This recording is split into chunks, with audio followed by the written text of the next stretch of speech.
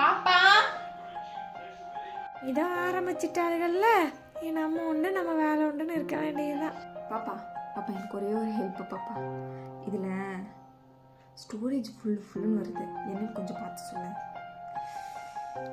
எனக்கு தெரியும் நீ ஒரு டைம் சொல்லி கொடுத்தேன், ஆனால் நீ கரெக்டாகவே சொல்லி தரல. ப்ளீஸ் ப்ளீஸ் இன்னும் ஒரு டைம் சொல்லி கொடு. நான் எப்படின்னு பார்த்துட்டு இன்னொரு டைம் உன்ட்ட கேட்கவே மாட்டேன். ஒரே ஒரு டைம் அவ்வளோதான்.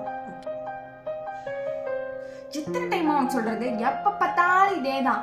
எவ்வளவு டைம் சொல்லி கொடுத்து அவள்கிட்ட கேட்க வேண்டியது. எப்ப பார்த்தாலும் என்னையே கூப்பிட்டு டார்ச்சர் பண்ற நீ. இன்னும் ஒரு டைம் தான் சொல்லி தருவேன், அதுக்கு மேல நான் சொல்லியே தர மாட்டேன். டென்ஷன் ஆகுது எனக்கு.